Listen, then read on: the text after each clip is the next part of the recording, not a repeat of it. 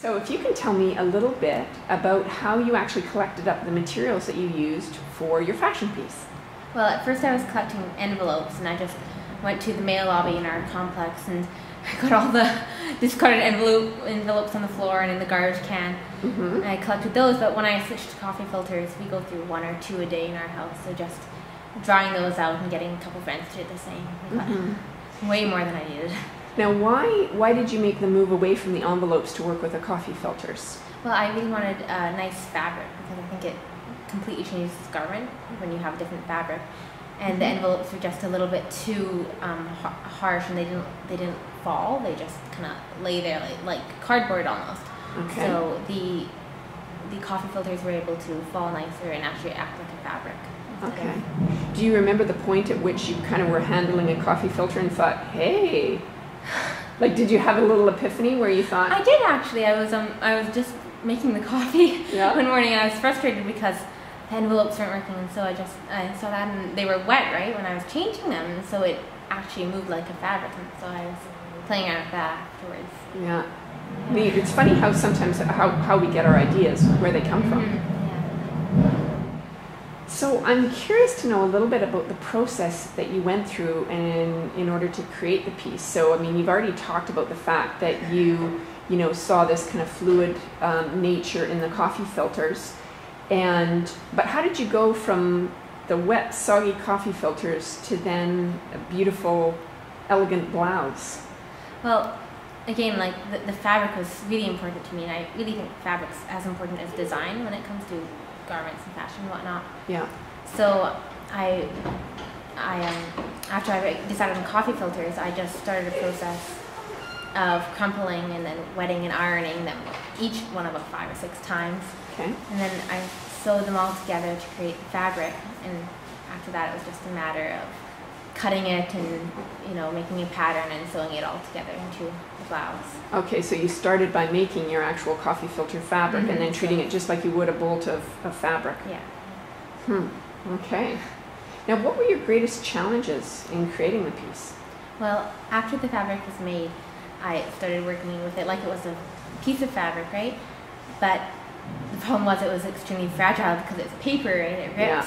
And so every time I'd sew a seam, I'd have to go back, and there would be like 2 or 3 holes in the seam because the needle would actually tear at the fabric. So there wasn't much I can do except for every time it ripped or tore, just patching it up, sewing it up again, and hoping it wouldn't rip again. Yeah. So did you layer more than 1 layer of coffee filters then to make it more durable? Well, on the seams, I reinforced all the seams, but because the fabric was made of just patching all the coffee filters together, if it did rip, it wasn't that hard to fix, so I could just add on to the fabric instead of having to take the entire piece out and putting another one in. Yeah. Now, how did you design the garment itself? Like, did you consider what style? Like, did you know ahead of time what style of blouse you wanted to create, or was that in some way dictated by the coffee filters themselves, or? Not quite, because we had the trash fashion assignment, so that you didn't have to work that into the design so much because it already made a statement. Okay. So I had wanted to make a blouse for a long time, and I just looked at different designers and what they were doing, and then kind of compiled it into something that was luxurious. Like, I didn't just want cut clean lines and stuff. I wanted something a little bit more glamorous. So when you think about that fashion piece that you designed, do you have a favorite part of it? Was there some part that just came together and you thought, that's beautiful? It did actually. The French cuffs with the ruffles at the bottom.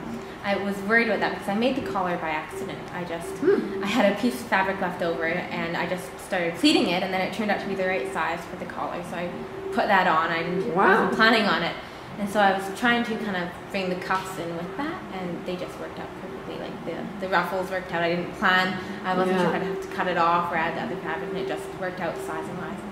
Oh, it's beautiful. Gorgeous.